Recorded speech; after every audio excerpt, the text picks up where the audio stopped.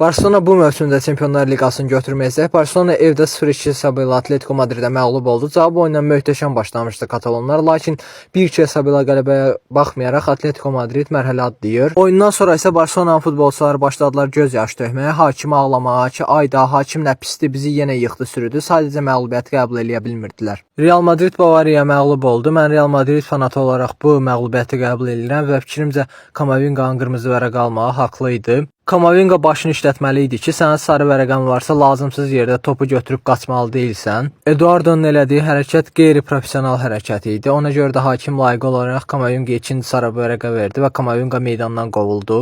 Yəni birinci sarı vərəqədə Kamavinga'nın yersiz idi. Yəni qabaqda müdafiəçi var, rəqibi niyə tutub saxlayırdı? İkincidə Kamavinga hər iki sarı vərəqəni haqq eləmişdi. Mən Rafinha deyiləm, ağlayan. Hakim belə pisdir, hakim elə pisdir, bizi yıxdı sürdü. Xeyr, sadəcə məğlubiyyət qəbul edirəm. Bavariya fanatlarını da təbrik edirəm. Arsenal isə öz stilində ürək bulandırıcı, nifrət elədiyim stildə yarımfinala yüksəlir. Yarımfinalda isə bizi Arsenal və Atletico Madrid gözləyir. Fikrimcə bu oyuna baxmağa dəyməz. Londonlular səfərdə minimal hesabla qələbə qazandılar. Evdə də bərbad, ürək bulandırıcı oyunları ilə 0-0 oynadılar. Buna görə də Londonlular mərhələ adlayır. Yəni futbol yarımfinalda rəhmətə gedəcək. 2 haftamız bir-birinə qarşı. Hər nə qədər Paris Saint-Germain'dən xoşum gəlməsə də komanda möhtəşəm gedir və ola bilər bu mövsümdə Çempionlar Liqasını götürdülər.